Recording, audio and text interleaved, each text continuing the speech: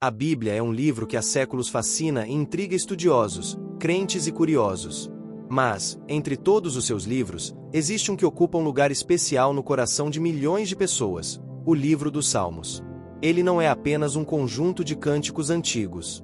É poesia viva, oração sincera, louvor apaixonado e, ao mesmo tempo, um oceano de significados que se aprofundam à medida que mergulhamos nele.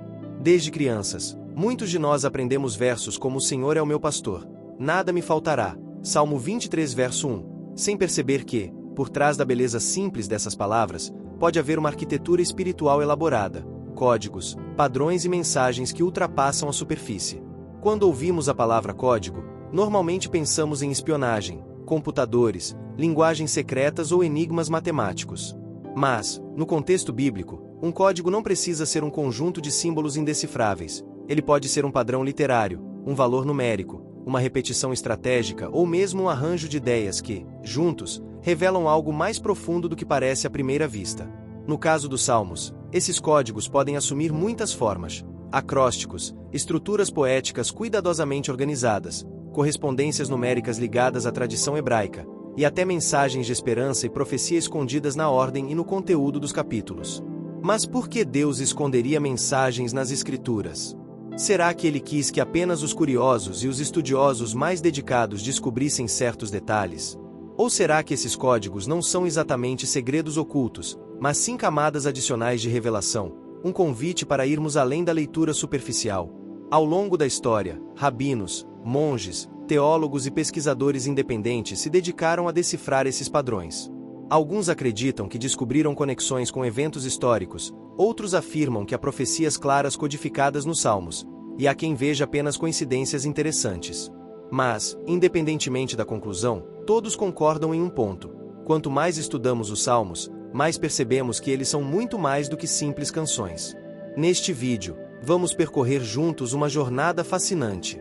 Vamos explorar o contexto histórico e linguístico dos Salmos, investigar padrões numéricos e simbólicos, analisar possíveis profecias codificadas, compreender mensagens acrostiche, comparar com textos antigos de outras culturas e, por fim, refletir sobre como tudo isso pode impactar nossa espiritualidade hoje. Prepare-se para olhar para os Salmos como talvez você nunca tenha olhado antes. Ao final, você poderá perceber que o maior código escondido ali não é feito de números ou letras, mas de um chamado eterno à comunhão com Deus. Para entendermos qualquer mensagem oculta nos Salmos, precisamos começar pelo seu contexto de origem. É impossível interpretar corretamente um texto sem considerar o idioma, a cultura e a época em que foi escrito. E no caso dos Salmos, essa análise nos leva a um mundo que existia cerca de 3.000 anos atrás, com costumes, linguagens e formas de pensar muito diferentes das nossas. O livro dos Salmos é, na verdade, uma coletânea de 150 cânticos e poemas escritos por diferentes autores ao longo de vários séculos. Embora o rei Davi seja o mais famoso, creditado com cerca de 73 salmos, outros nomes aparecem, como Asaf, os filhos de Corá, Salomão, Moisés e até autores anônimos.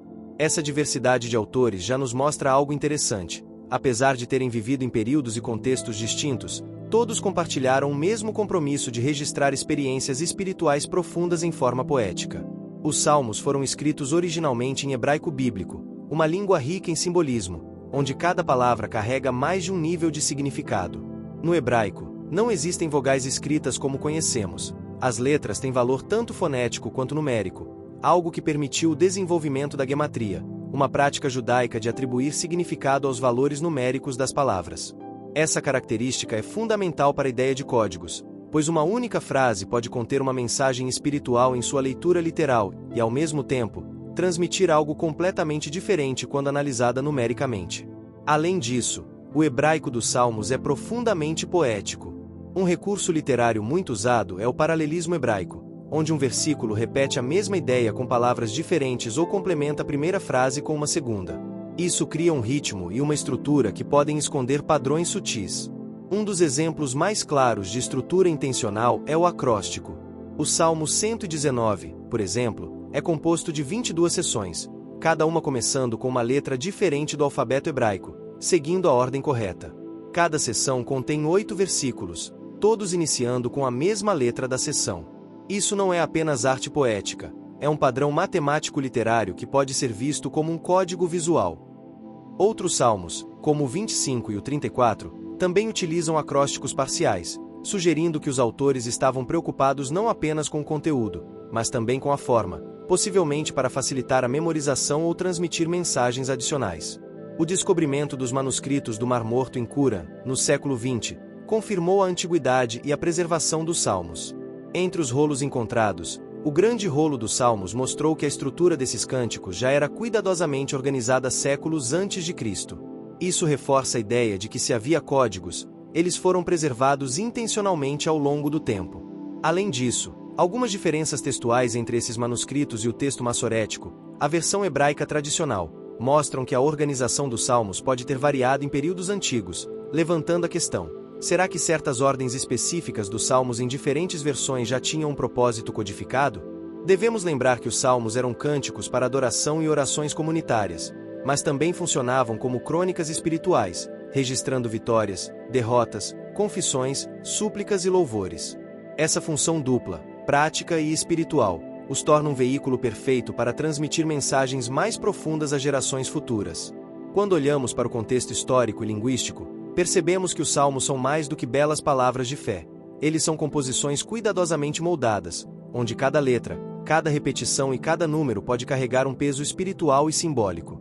Ao longo de toda a Bíblia, os números não são meros elementos quantitativos, eles carregam significados simbólicos profundos.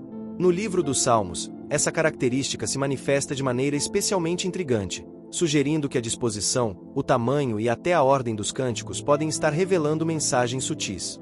No mundo hebraico antigo, certos números eram considerados sagrados e carregavam significados espirituais recorrentes. 3. Plenitude divina, a trindade na leitura cristã, firmeza. 7. Perfeição, completude espiritual, descanso de Deus após a criação. 12. Governo e autoridade espiritual, 12 tribos, 12 apóstolos. 40. Provação e transformação, 40 dias no deserto, 40 anos no Êxodo. Esses números não surgem por acaso, eles aparecem repetidamente na estrutura dos Salmos. Por exemplo, alguns estudiosos observam que o Salmo 119 possui 176 versículos, número que é exatamente 8 vezes 22, 8 sendo símbolo de novo começo e 22 representando as letras do alfabeto hebraico. Coincidência ou intencionalidade literária e espiritual? Além do simbolismo numérico dentro de cada salmo, há também sequências de capítulos que parecem estar conectadas. Um exemplo fascinante é a tríade formada pelos Salmos 22, 23 e 24. O Salmo 22 retrata o sofrimento messiânico. O Salmo 23 traz a imagem do pastor que guia e protege. O Salmo 24 descreve o Rei da Glória entrando triunfante. Essa sequência cria um arco narrativo: sofrimento, cuidado e vitória. É como se a própria ordem dos Salmos fosse um código teológico. Outro exemplo interessante é a repetição de grupos de 15 salmos chamados Cânticos de Romagem, Salmos 120 a 134, que eram entoados durante as peregrinações a Jerusalém. O número 15, na gematria hebraica, está ligado ao nome de Deus, YH, reforçando o caráter sagrado desse bloco. Alguns estudiosos da Bíblia analisam os salmos contando palavras e letras, identificando padrões escondidos. Por exemplo, certos salmos possuem versículos centrais que carregam mensagem-chave. Em alguns casos, a palavra que se encontra exatamente no centro do texto, em número de letras ou palavras, possui importância simbólica. Há também salmos em que o número total de palavras corresponde a um valor numérico que, na gematria, se relaciona a um conceito teológico. Um exemplo famoso é o Salmo 46. Em algumas versões antigas, a 46ª palavra a partir do início é shake, mover, agitar, e a 46ª palavra a partir do final é spear, lança. Na tradução inglesa King James, coincidência ou referência velada à Reforma Protestante, que ocorreu 46 anos após essa tradução. Muitos veem como mera curiosidade, outros, como um código proposital. O simbolismo não é apenas numérico, é também imagético. Nos Salmos, certos elementos se repetem como símbolos espirituais: água, vida, purificação, provisão, montanhas, estabilidade, presença de Deus, luz, revelação, verdade, animais, ovelhas como dependência e cuidado divino, leões como ameaça e poder. O uso intencional desses elementos em padrões específicos pode ser lido como pistas visuais para mensagens maiores. Se olharmos para esses padrões como códigos, não significa que eles sejam fórmulas mágicas, mas sim estruturas divinamente inspiradas para reforçar o conteúdo espiritual. O próprio uso repetitivo e simbólico de números e imagens funcionaria como uma espécie de memória espiritual para os leitores e ouvintes dos Salmos. A ideia de que os Salmos carregam profecias não é nova. Desde os tempos antigos, rabinos e teólogos cristãos notaram que muitos deles parecem apontar para eventos futuros, especialmente relacionados ao Messias e ao destino de Israel. Mas, além das profecias claras, há quem defenda que existem mensagens proféticas codificadas de forma mais sutil. Alguns salmos contêm descrições tão específicas que parecem narrar acontecimentos da vida de Jesus centenas de anos antes de seu nascimento. Exemplos marcantes. Salmo 22. Fala de mãos e pés perfurados, zombaria pública e divisão de roupas, elementos presentes na crucificação. Salmo 110. Apresenta o Messias como sacerdote eterno segundo a ordem de Melquisedeque, uma função única. Salmo 118. Menciona a pedra rejeitada que se tornou a principal, uma metáfora frequentemente atribuída a Cristo. Esses textos não são simples previsões diretas. Em muitos casos, seu valor profético se revela quando analisamos suas imagens, palavras e conexões com outros textos bíblicos. Há uma teoria popular, conhecida como o Salmo do Ano, que sugere que o número do Salmo corresponde a um ano da história, principalmente em relação a Israel e ao mundo. Por exemplo, Salmo 48 fala sobre a beleza e segurança de Sião. Muitos relacionam isso a 1948, ano da fundação do Estado de Israel. Salmo 91, um salmo de proteção que, segundo alguns, se relaciona a eventos de segurança e guerra em anos específicos. Salmo 122, orai pela paz de Jerusalém, usado como referência para conflitos envolvendo Israel em anos contemporâneos. Embora controversa, essa teoria chama atenção pelo número de coincidências percebidas, levando alguns a crer que a ordem dos salmos pode ser um código histórico profético. Em hebraico, cada palavra possui um valor numérico. Em alguns salmos, estudiosos afirmam que palavras-chave aparecem em posições específicas ou com frequência calculada para transmitir um significado oculto. Exemplo, no Salmo 46, a presença equilibrada de termos relacionados à guerra e paz pode simbolizar o equilíbrio entre julgamento e redenção.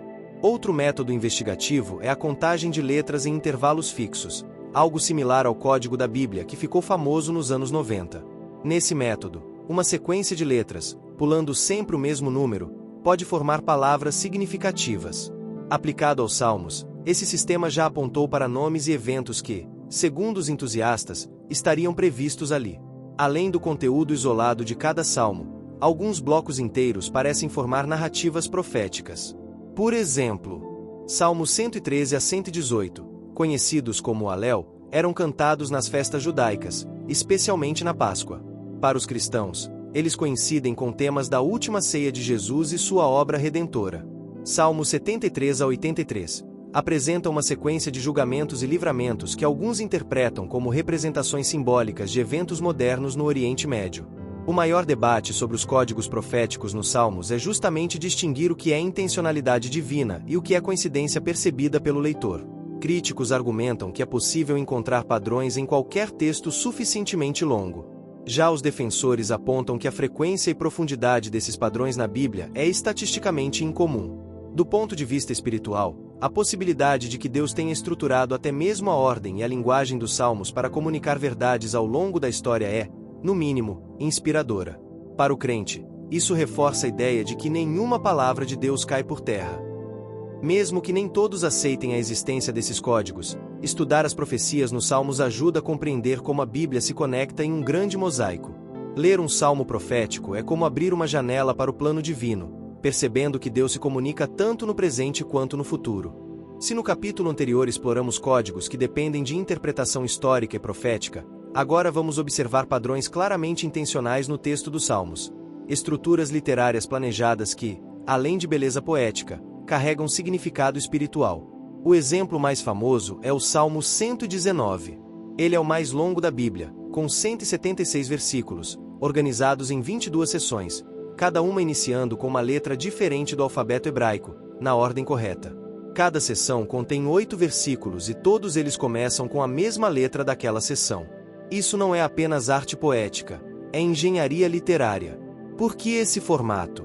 Memorização. No contexto judaico, essa estrutura ajudava no ensino oral e na memorização, funcionando como um manual espiritual para jovens aprendizes da lei. Simbolismo do número 8. 8 representa novo começo, multiplicado por 22, total de letras hebraicas, sugere a ideia de nova vida em toda palavra. ênfase na Torá. Quase todos os versículos mencionam de alguma forma a lei, os mandamentos ou os preceitos de Deus, como se o salmo fosse um mapa espiritual. Além do Salmo 119, outros salmos usam acrósticos parciais, como o Salmo 25 e o Salmo 34, que seguem a ordem do alfabeto hebraico mas omitem algumas letras. Por que omitir? Alguns estudiosos acreditam que a ausência proposital de letras também seja simbólica, indicando incompletude, lamento ou expectativa de algo que ainda virá. É como se o próprio formato do texto participasse da mensagem. Há também a hipótese de que certas iniciais de palavras ou versos formam mensagens específicas. Em hebraico, isso pode criar palavras inteiras ou nomes. Algumas tradições místicas judaicas exploram isso na chamada notarikon, um método que forma novas palavras a partir das iniciais ou finais de outras. Por exemplo, um salmo poderia ter os primeiros versos formando, letra a letra, um nome sagrado ou uma palavra-chave que só aparece ao analisar dessa forma. Outro tipo de código é a construção em forma de quiasmo, uma estrutura em que ideias se repetem de forma espelhada, com o ponto central funcionando como núcleo da mensagem. No hebraico, isso cria padrões que não são apenas literários, mas também visuais. Muitas vezes, o verso central carrega o tema principal, como se tudo ao redor girasse em torno dele. Exemplo: em alguns salmos, o centro é um versículo de confiança em Deus, rodeado por descrições de perigo e perseguição. É como se a própria forma literária fosse um lembrete visual: Deus está no centro. Para os antigos hebreus, a escrita não era apenas comunicação, era uma extensão do sagrado. Cada letra tinha um peso simbólico e numérico. Assim, um acróstico ou padrão não era mero ornamento, era uma forma de oração codificada. Na visão espiritual, esses arranjos mostram que a palavra de Deus foi cuidadosamente tecida, não apenas inspirada no conteúdo, mas também na forma. Essas estruturas não exigem interpretação mística para serem identificadas. Elas estão visíveis no texto original e podem ser confirmadas por qualquer estudioso do hebraico. Isso nos dá uma base sólida para afirmar que os salmos realmente contêm códigos, pelo menos no sentido literário e simbólico. Os salmos não são apenas relíquias literárias ou artefatos de fé antiga, eles continuam vivos, inspirando orações, cânticos e reflexões no mundo todo. Mesmo para quem não entende hebraico ou nunca estudou gematria, os códigos e padrões presentes neles podem gerar impacto espiritual real. Na tradição judaica, muitos salmos são recitados em momentos específicos. Salmo 23 em funerais e momentos de consolo. Salmo 91 para proteção. Salmo 121 para pedir ajuda divina. Essas escolhas não são aleatórias. Elas se baseiam na experiência de que certas palavras carregam força espiritual, e, se existe um código nelas, esse código é ativado toda vez que são proclamadas. Hoje, práticas como lectio divina no cristianismo ou meditações guiadas em comunidades interreligiosas usam os salmos de forma similar, repetindo versos-chave, às vezes de forma rítmica, para internalizar suas verdades. Os símbolos encontrados nos salmos continuam relevantes, porque falam a uma linguagem que transcende cultura e tempo. Pastor, cuidado e liderança amorosa. Rocha, segurança e firmeza. Água, renovação e purificação. Essas imagens podem ter sido escritas em um contexto pastoril há milênios, mas continuam a fazer sentido para pessoas em um mundo urbano e tecnológico. Para o leitor contemporâneo, compreender esses símbolos é como ter a chave para decodificar uma mensagem emocional e espiritual que ainda ressoa. Muitos cristãos e judeus leem os salmos de forma devocional, buscando consolo, encorajamento ou inspiração. Já pesquisadores e curiosos buscam padrões, códigos e conexões. O equilíbrio entre essas duas abordagens é saudável. A leitura devocional mantém o foco no relacionamento com Deus. A leitura investigativa amplia a compreensão e revela camadas ocultas que reforçam a fé. Para alguns, descobrir um padrão numérico ou um acróstico não é apenas uma curiosidade intelectual, é a confirmação de que existe um projeto divino detalhado. Ao longo da história, Há relatos de pessoas que afirmam ter recebido direção espiritual ou respostas específicas por meio de um salmo lido por acaso. Um soldado judeu na Segunda Guerra Mundial carregava um pedaço de papel com o Salmo 91 escrito à mão e dizia ter escapado de situações impossíveis. Uma mulher cristã, em luto, encontrou consolo inesperado ao ler o Salmo 34 verso 18. Perto está o Senhor dos que têm o coração quebrantado. Para quem crê, isso não é coincidência, mas parte de um código espiritual que conecta a palavra de Deus a situações humanas específicas. Os salmos também têm um código emocional embutido, a cadência poética que os torna naturalmente musicais. Isso explica por que, desde o Templo de Jerusalém até igrejas e concertos atuais, eles continuam a ser cantados. Músicos e compositores percebem que há um ritmo e uma simetria que tocam algo profundo no ser humano, criando experiências de culto que transcendem a racionalidade contemporânea. Mesmo sem buscar códigos complexos, qualquer pessoa pode aplicar o princípio central que os salmos nos ensinam. A palavra de Deus é viva e estruturada para nos transformar. Ler um salmo com atenção aos seus padrões, repetição de palavras, simetria de ideias, posição central de um versículo, pode mudar a forma como o texto é percebido e, consequentemente, como ele age no coração. Essas conexões mostram que os códigos dos salmos não são apenas para estudiosos ou místicos. Eles estão ali para todos, e seu valor não se limita ao passado, eles continuam operando no presente, moldando fé, arte e prática espiritual. A ideia de mensagens ocultas em textos sagrados não é exclusividade da Bíblia. Em diversas culturas antigas, hinos, poemas e cânticos foram estruturados com padrões simbólicos e numéricos. Comparar esses registros nos ajuda a perceber o quanto o contexto cultural influenciou a forma e, ao mesmo tempo, destaca a singularidade dos salmos. Nos manuscritos do Mar Morto encontrados em Qumran, além dos salmos bíblicos, há composições conhecidas como Salmos de Salomão e hinos de ação de graças, Odaiot. Esses textos também apresentam paralelismos, acrósticos e uso simbólico de números, mostrando que essa era uma prática comum no ambiente judaico do Segundo Templo. No entanto, os salmos canônicos se destacam pela profundidade teológica e pela sua aceitação e preservação ao longo de milênios, enquanto muitos outros hinos caíram no esquecimento. No Egito Antigo, textos como o hino a Atum ou o hino ao Nilo também apresentavam repetições ritmadas e padrões literários.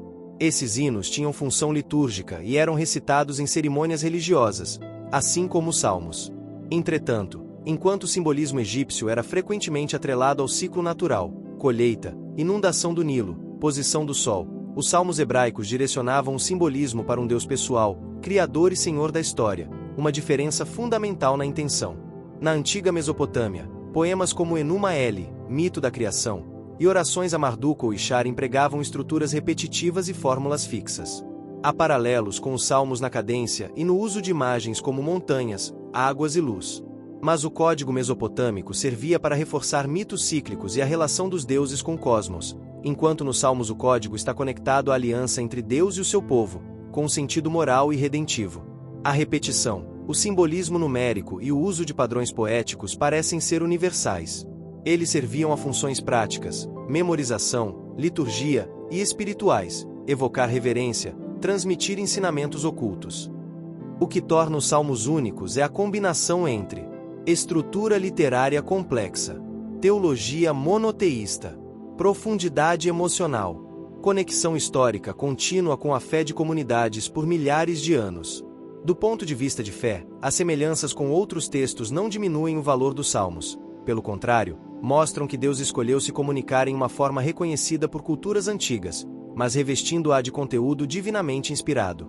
Assim, o código dos salmos não é apenas literário ou numérico, mas também espiritual, pois se mantém vivo e eficaz até hoje.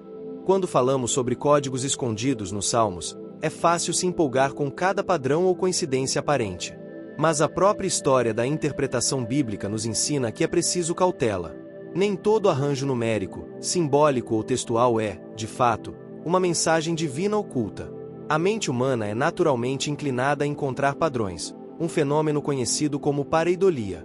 Assim como vemos formas em nuvens ou rostos em objetos, podemos ver mensagens onde há apenas coincidências. No estudo dos códigos bíblicos, isso pode levar a interpretações forçadas, previsões não cumpridas e até heresias. Um exemplo moderno são as tentativas de prever datas exatas para o fim do mundo usando contagens de letras ou somas numéricas, previsões que, invariavelmente, falham, causando descrédito e confusão. O objetivo central dos Salmos sempre foi inspirar louvor, oração e confiança em Deus. Os códigos, se existem, não substituem essa função. A busca por padrões deve servir para aprofundar a compreensão e a fé, e não para criar doutrinas novas ou teorias sensacionalistas. É possível estudar códigos e padrões de forma saudável se mantivermos alguns princípios. Confirmar com o texto original. Sempre verificar se o padrão realmente existe na língua hebraica e não é fruto de tradução ou interpretação equivocada. Respeitar o contexto. Um padrão numérico não pode contradizer o sentido teológico do salmo. Evitar obsessão. A busca pelos códigos não deve substituir a devoção diária ou o estudo equilibrado da Bíblia. Leia os salmos de forma devocional primeiro, investigativa depois. Compartilhe descobertas como curiosidades ou inspirações, não como verdades absolutas. Lembre-se, a maior mensagem oculta dos Salmos é o próprio chamado para se aproximar de Deus. Se entendermos que os códigos podem ser complementos e não o centro, evitaremos cair nos dois extremos: o ceticismo que rejeita qualquer possibilidade e a credulidade que aceita qualquer teoria. Ao longo desta jornada, exploramos os Salmos sob um ângulo que vai muito além da leitura comum. Vimos que eles não são apenas um livro de poesia religiosa, mas um verdadeiro mosaico de padrões, símbolos e mensagens cuidadosamente construídas. Analisamos o contexto histórico e linguístico que moldou a escrita dos Salmos, o simbolismo numérico e poético presente em suas estruturas, os códigos proféticos que, segundo muitos, anunciam eventos futuros, os acrósticos e formas literárias intencionais, as aplicações espirituais contemporâneas, que mostram como esses códigos continuam vivos, as comparações com outras tradições antigas, que destacam a singularidade bíblica, e a necessidade de discernimento para evitar distorções e interpretações precipitadas. Mas talvez o ponto mais importante seja este.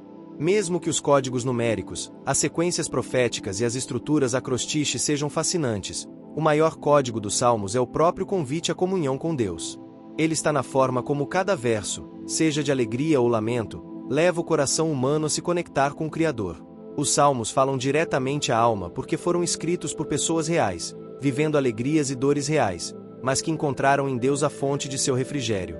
É como se cada padrão, cada repetição e cada estrutura literária fossem, na verdade, um eco do ritmo eterno da graça.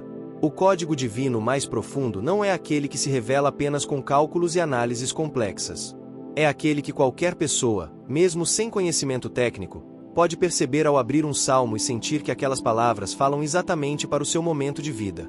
Assim, ao estudar os salmos com esse olhar investigativo, não devemos apenas buscar o que está escondido nas entrelinhas, mas também permitir que o texto desvende o que está escondido em nós mesmos: medos, esperanças, dúvidas e fé. Talvez essa seja a grande lição. Os códigos estão lá, mas o verdadeiro propósito deles é nos lembrar que Deus está presente, no passado, no presente e no futuro, e que Ele fala conosco de maneiras que, muitas vezes, vão muito além das palavras.